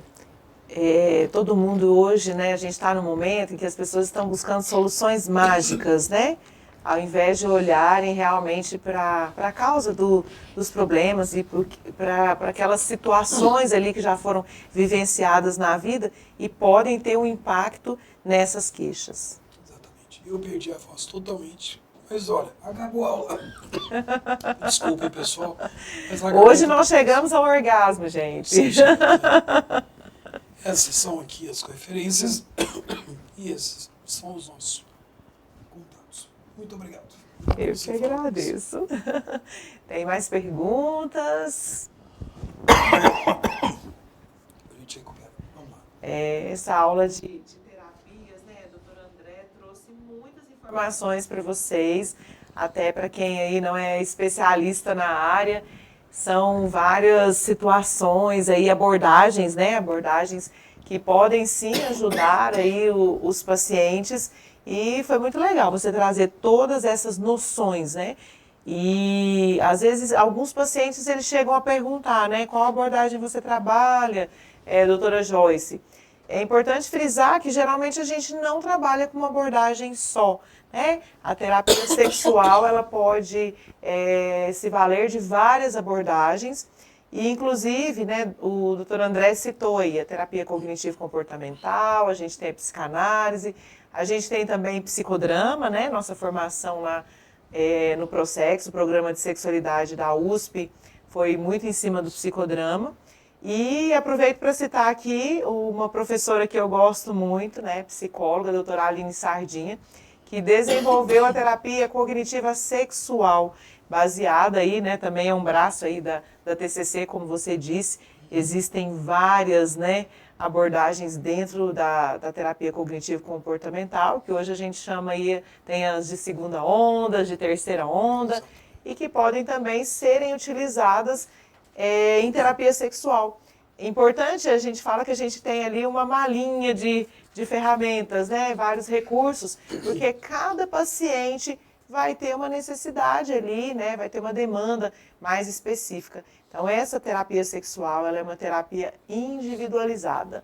Não é receitinha de bolo, né? A gente usa ali algumas técnicas da terapia cognitivo-comportamental, mas não é só aplicação de técnicas. A gente precisa escutar esse paciente e as técnicas, quando bem aplicadas, podem ser auxiliar o paciente, mas lembrar que não são só técnicas. Não são só técnicas, a gente tem que ir na essência, não é mesmo? Isso mesmo. Acho que tem algumas questões, né? Temos. O senhor consegue ler? Lê para mim, por favor, que eu consigo responder, por gentileza. O que você diria para tantas adolescentes que, tendo educação repreensiva, jamais se permitiu vivenciar sua sexualidade? Ver qualquer fantasia sexual, se masturbou ou descobriu o orgasmo, e repentinamente, por pressão das amigas ou mera curiosidade, decidem ter suas Sexarca. sexarca. Partem do 0 para o 100, do nada para o tudo, sem qualquer orientação ou amadurecimento. Alguma chance de ter uma sexarca satisfatória? Veja, boa noite, doutor Leonardo. Prazer em... Boa noite, doutor Leonardo, Aí, né? sempre Prazer acompanhando em... a gente, né? É ótimo. Um abraço. Eu diria o seguinte, Leonardo, não é o fato dela não ter vivenciado sua sexualidade, não ter vivenciado a masturbação, etc., que vai levar ela a não ter a sua sexarca ou tê-la, tá? Ela ser influenciada pelas amigas, etc. e tal, isso acontece na adolescência, isso vai ser independente dela ter se masturbado ou não. Não é a masturbação, não é a vivência da sexualidade que vai levar a essa sexarca precoce, desde que, é claro, o fator educacional tenha vindo com um bom repertório de vivências sexuais. A gente vê hoje muitas crianças, na hora, né, ao invés de receberem educação adequada, ao invés de receberem orientações, estão sendo meio que induzidas a ficarem mais sensuais. Às vezes as pessoas ficam muito encantadas com uma criança dançando de uma forma mais sensual e tudo mais. A criança vai dançar o que ela vê mesmo, não adianta. E a gente não vai reprimir isso aí. Mas a gente precisa pensar um pouco mais no repertório que a gente está apresentando para os nossos filhos, os nossos sobrinhos, para as crianças. Quando a gente pensa, por exemplo, o funk, ou algumas outras linhas de música, ou imagens na televisão, etc. e tal, isso é para adultos, né? Quando a gente começa a banalizar isso e até estimular isso, né, na criança, etc., não apresenta aí um repertório legal de música, de filmes, de obras artísticas, enfim, referenciais mais diferenciados e tudo mais, ela vai começar a vivenciar aquilo que é tosco, tá? E que hoje em dia sexo está profano, está colocado para todo lado. Nós recentemente tivemos aí um escândalo do Ministério da Saúde, uma dança que aconteceu lá, que simplesmente foi tida como alguma coisa bacana e é uma coisa absolutamente vulgar. Então, assim, a gente tem que entender que a educação dessa menina, que a gente vai apresentar para essa menina ou para o menino, tem tudo a ver que começa lá no começo, o que a gente está oferecendo de repertório. Ela vai descobrir todos esses outros referenciais, tá? Mas não dá para a gente ficar aqui pensando, se preocupando com isso, sem pensar que, por exemplo, não vou citar mais nomes de artistas aqui, determinadas artistas se tornam aí ícones para essas meninas porque simplesmente é o que está sendo oferecido para elas. Eu acho que tem tudo a ver com educação, mas educação não é só sentar e conversar. Educação é criar um ambiente adequado para que essa criança, depois adolescente, possa crescer com referenciais interessantes de vida, de valores e tudo mais. E sim, esses referenciais também envolvem valores sobre a sexualidade que sejam bons também. Se a gente vai expor essa criança a um repertório musical, de imagens de TV, etc. e tal, que promove simplesmente a banalização do sexo, ela vai sim partir para uma atividade sexual mais precoce, sem ter a menor noção do que está fazendo. Então eu acho o seguinte, a masturbação é um evento natural, tá? Essa coisa toda. Ou essa tentativa de vivenciar a sexualidade é natural, todos nós passamos por isso e os adolescentes vão passar também. Agora, eu acho que é necessário que a gente já desde o começo se preocupe com o repertório que a gente está apresentando para a criança. E é muito menos de reprimir, muito menos de proibir, porque essa criança vai ver na escola, vai ver com o coleguinha, etc. Mas é muito mais oferecer um repertório de qualidade. Tá? Então, assim, eu acho que isso aí é uma coisa de preencher o tempo e o interesse dessa criança, né, e depois adolescente, com coisas boas, para que ela possa, então, criar um certo espírito crítico. Me assusta muito algumas festinhas infantis com algumas músicas que são colocadas para as crianças dançarem como se fosse uma coisa banal. Ela está absorvendo tudo que essa música ensina. Uma coisa, uma criança que ouve tum, tá, tum, tá, tum, tá, tum, tá, essa mesma batida que se repete. Outra coisa, uma criança que ouve um ritmo, depois ouve outro, depois coisas, enfim, interessantes. Enfim, a gente tem que trazer um repertório melhor para os nossos filhos. Não é o fato de se masturbar ou de tentar vivenciar alguma coisa, a curiosidade sexual, que antes era reprimido, de repente tirou a repressão. Repressão também é deseducação. Então a gente tem que trazer sim conteúdo, mas conteúdo de boa qualidade. Eu acho que é por aí. E se essa menina começou a vivenciar, foi do 0 ao 100, como você falou, eu acho que lá de base já não está com problema. Aí é hora de sentar com essa menina, aí vai ter que ter um certo diálogo, e nós, como profissionais de saúde, é bom que a gente tenha um bom repertório para conversar com essa menina, conversar na presença dos pais também, mas o puxão de orelha, se é para dar ansiedade em alguém, é no pai ou na mãe. E aí entra muito uma questão, porque os próprios pais também não estão tendo um repertório. Tá? Já trazem isso de berço. a gente tem que melhorar um pouco, não, melhorar muito o nível cultural, né, no nosso país, de forma de não pensar que é só isso que é popularesco que está colocado aí. A gente tem que ter uma melhoria nisso também, tá? Ontem a gente falou um pouquinho, né? Anteontem a gente falou um pouquinho sobre educação sexual nas escolas. Eu acho que é fundamental ter educação sexual nas escolas, mas pelo amor de Deus, é uma educação sexual para trazer informações sobre corporalidade, sobre contracepção, sobre planejamento familiar, na verdade, né? A vivência de uma sexualidade saudável, sem entrar com uma questão ou outra de diversidade, sem forçar, mas isso precisa ser apresentado também, né? Isso é importante com a pactuação dos pais. Reunião de pais e mestres, vamos lá, vamos decidir o que a gente vai resolver aqui, vai ensinar aqui. Isso é um ótimo referencial também, né? Bom, isso que o Dr. Leonardo colocou é bem corriqueiro no consultório do ginecologista, principalmente para quem atende adolescentes. Eu tenho muitas adolescentes no consultório e é o que ele disse, né? Ainda existe uma repressão. Essas meninas, elas não têm uma educação sexual em casa e tem vários trabalhos mostrando que essa falta mesmo de uma educação sexual verdadeira vão levar os adolescentes à iniciação sexual mais precoce, até mesmo por curiosidade ou por uma cobrança do grupo e a necessidade de pertencimento ao grupo. Então é comum, às vezes, as meninas falarem, todas as minhas amigas já tinham transado, eu era a única diferente, então achei que eu também deveria, né, transar com o primeiro que passasse na frente. E a gente ainda tem culturalmente aquela ideia que é a primeira vez, né, para a mulher, tem todo um romantismo. E quando essa menina se vê diante de uma sexarca que foge totalmente ao que a gente traz ali, né, dessa coisa romantizada, realmente é como o Dr. Leonardo colocou, é extremamente frustrante. Então são meninas que muitas vezes começam a vida sexual no banheiro da escola, e sem prazer nenhum, pelo contrário, com dor, né?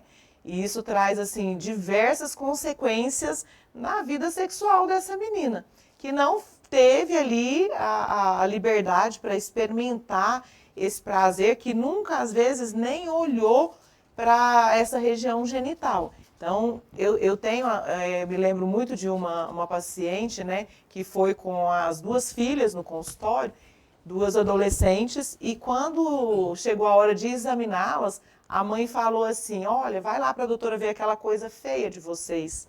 Então já traz assim, uma imagem corporal totalmente distorcida, uma relação muito ruim com essa região genital. E vez ou outra chegam também pais, né, levando as adolescentes, porque ficaram sabendo de alguma história, né, uma tentativa de iniciação da vida sexual. E eu tenho aproveitado esses momentos para fazer o que o André disse.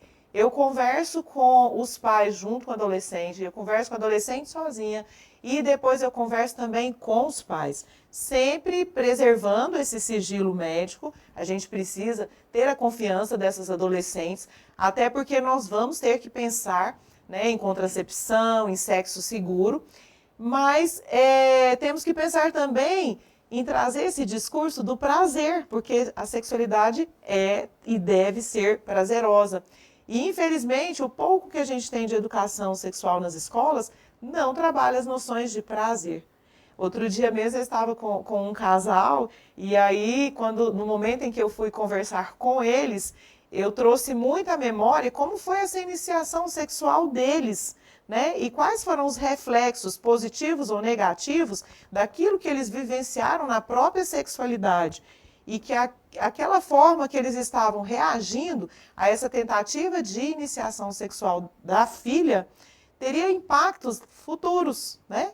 E é comum a gente ver também, André, a diferença da reação da família quando é o menino e quando é a menina, né? Então a gente precisa trazer isso também para a discussão. Aí eu ia até falar um pouquinho disso também, né? Mais uma vez falando dos meninos. Tudo bem, somos ginecologistas, mas também trazem os filhos também para serem orientados. O que acontece? A reação, obviamente, é diferente entre meninas e meninos, mas a gente tem que quebrar um paradigma. Que todo mundo fala, a menina é reprimida, o menino não. Alto lá. Vamos lá. Isso é um discurso que eu já tive antes e eu insisto muito nisso. Ótimo. Porque, assim, o que acontece? Sempre nessas discussões de orientação, do que pode acontecer, de educação, o discurso é sempre: a menina foi reprimida, ela não aprendeu, ela não pôde praticar. O menino tudo pode, tudo aprendeu. Alto lá, aprendeu o quê? Com quem? Com quem? Ele é cobrado. Exatamente. Então, o que acontece? Verdade. Se quem pensa isso e não pensa só, traz a questão da menina e não traz do menino, é porque realmente não desconhece ou talvez não tenha percepção do que é essa tal liberdade para ir para o bordel.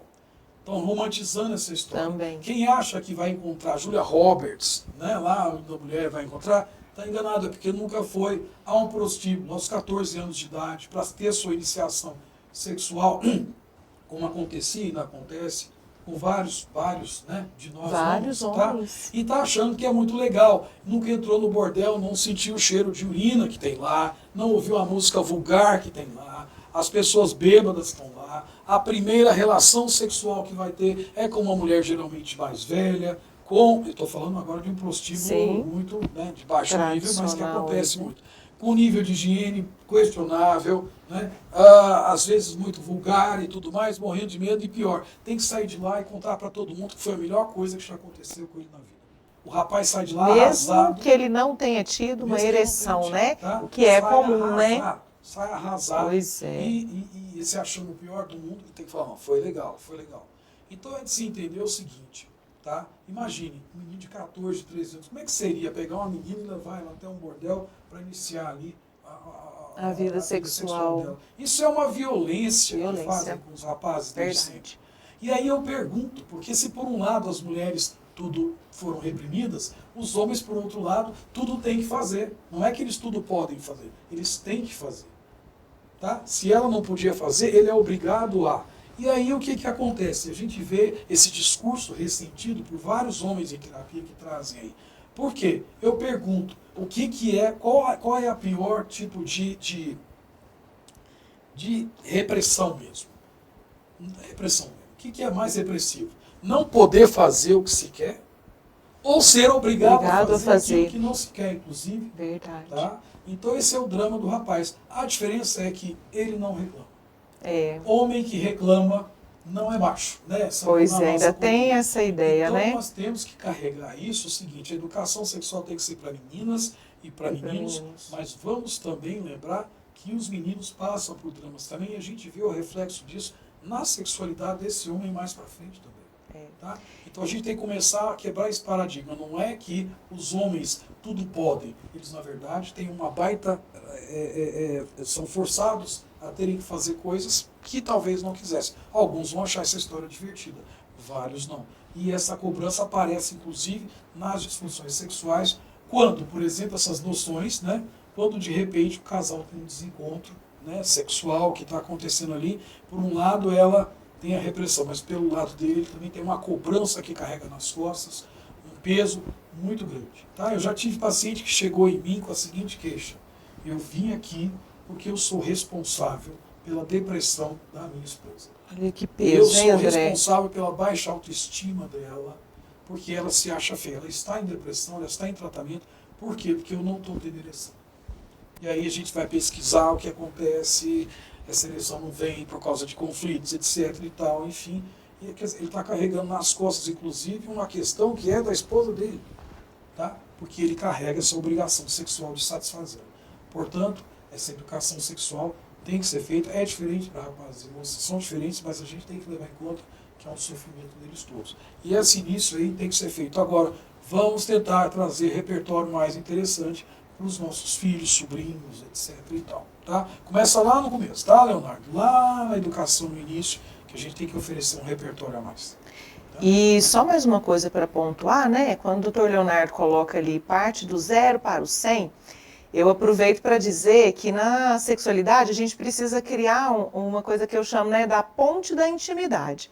Então a gente precisa mesmo ali, eu lembro muito da doutora Mariluza, né, lembrando, fazendo uma referência a ela, falando que um dia pega aqui, pega ali, né, vai aumentando o nível ali de carícias, de intimidade, até que a relação aconteça. E é comum que aconteça também alguns traumas nessa iniciação, naquelas pessoas que resolvem iniciar a vida sexual no dia que casam, né? Não tiveram nenhuma intimidade anterior, não podia nada, né? Eu costumo falar assim, um dia antes não podia nada. Aí no dia do casamento tem que fazer tudo. Não funciona bem. A gente precisa, né, até orientar esses casais que não precisa ter uma relação com penetração no dia do casamento. Que comecem ali, então, essas intimidades até que a relação com penetração ocorra. Quando, lógico, né? Lembrando, né? Começar as intimidades e tudo quando a pessoa tiver condições, lógico, Sim. de assumir a responsabilidade por isso. Isso. Né? A questão do adolescente pega muito isso, né? A adolescência, só na espécie humana que tem adolescência, né? É um desencontro entre o biológico e o psicossocial, não é mesmo? Já tem corpo de homem, corpo de mulher, capacidade de reproduzir, mas não tem a capacidade de arcar com as Mental consequências disso. ainda, né? Isso é um grande problema, né? O que mais? Foram só agradecimentos, tá? Ana Paula Guimarães, pelas aulas brilhantes, pela divisão de conhecimento, a Beatriz, excelente curso, e o Dr. Leonardo também dando parabéns e pedindo para que venha outros cursos. Com certeza. Uma pergunta. Sim. O que é considerado Ejaculação precoce. ejaculação precoce? O critério para ejaculação precoce, Muito boa pergunta. ele envolve um critério numérico, mas também um critério subjetivo. E aí existem várias descrições, não tem um consenso. Há quem diga que a gente vai pensar o seguinte, o tempo de latência intravaginal, que é do momento em que ocorre a penetração da vagina até o momento em que o homem ejacula, tá? Algumas pessoas articulam isso a 1 minuto, tem que durar pelo menos 1 minuto, alguns dizem que tem que durar pelo menos 2 minutos dentro da vagina, e um limite de 15 incursões, tá? Para poder considerar, se não conseguir chegar nas 15, é ejaculação precoce. Mas há quem descreva tempos maiores, números maiores. O que é mais valorizado hoje em dia não é nem aquilo que é numérico, essa mensuração de 1 minuto ou 2, ou 15 incursões que seja. O que é mais valorizado isso é a percepção e a insatisfação do próprio homem com relação à duração desse tempo de latência intravaginal, né? Ou seja, uma sensação de descontrole sobre essa ejaculação, e os homens têm que aprender isso aí, eles sofrem quando não conseguem esse controle, porque é possível sim controlar, tá? Mas o critério hoje é muito mais relacionado à insatisfação desse homem, e da parceria, muitas vezes também, né, do que simplesmente a critérios numéricos, tá certo? 1 a 2 minutos de duração, pelo menos, 15 incursões seria o numérico, e ele tem que estar insatisfeito, isso aí é o que vai contar mais, certo? Bom, então, em nome, né, da SGGO, em nome da Associação Médica, quero te agradecer, André, por esse curso maravilhoso, por dividir conosco tanto conhecimento, né? Já era fã do André, que é meu colega, aí de pós, né, em sexualidade, fizemos até encenação, até teatro, né? Cada dia mais fã, né, do seu conhecimento, de tudo que você tem trazido, do seu trabalho, viu, André? E, como o Dr. Leonardo colocou, que venham outros cursos, que a gente possa cada vez mais multiplicar esse conhecimento em sexualidade, que todas as pessoas possam, né, esses profissionais, vocês que estão aí do outro lado, possam ter acesso a essas informações, levando mais qualidade de vida e mais saúde sexual para os seus pacientes. Joyce, eu quero agradecer aí a todos, né, a Serem, a SGGO, a Associação Médica de Goiás, enfim, todos os envolvidos nisso aí. Foi um prazer poder estar fazendo esse curso, né, com as pessoas. Eu quero agradecer os colegas que vieram, tem gente de fora, inclusive de Goiás, que legal, está aqui, né? A participação de todos foi muito bom. E aí, só trazer algumas coisas para vocês. Primeiro, o nosso projeto é de levar esse curso uma vez por ano, tá certo? Vinculado à Serem, que é para os residentes de ginecologia e obstetrícia, tá? A gente vai tentar melhorar isso cada vez mais e trazer para vocês, de Goiás inclusive, principalmente, né? Nós temos hoje um ambulatório didático de sexualidade no Instituto da Mulher, no Hospital das Clínicas da UFG, que está fazendo atendimento tanto a disfunções sexuais, como também o atendimento a pessoas trans na parte da hormonização. Tem corrido aí uma conversa de que parou o atendimento a pessoas trans no HC, essa informação não procede, pararam as cirurgias, mas o atendimento ambulatorial continua. E ainda a questão das disfunções sexuais nós estamos fazendo por quê? Porque a gente entende que é o residente de ginecologia que tem que ter esse contato, e nós vamos cada vez mais aumentar esse trabalho que está sendo feito. Tá? Foi um prazer estar com vocês, eu espero que seja a primeira de muitas outras experiências que a gente vai ter. Adorei ver os colegas e, enfim, eu estou sempre à disposição, eu coloquei meus contatos também ali Nos para slides. vocês. Precisarem conversar sobre alguma questão de casos, etc., estamos sempre abertos. Tá certo, pessoal? E aí ainda, peço desculpas pela voz durante o curso inteiro. Simplesmente fiquei rouco e agora, hoje, piorou mais ainda. Da Emoção. próxima vez, vamos tomar cuidado, certo? E Muito obrigada aí a todos os colegas, né, que se inscreveram, participaram do curso. Foi um prazer ter vocês todos conosco e é sempre uma alegria, né, André, quando a gente percebe que tem mais gente interessada em sexualidade. Né? Exatamente, exatamente. Boa noite, então, a todos. Boa noite a e todos. Um bom descanso para vocês.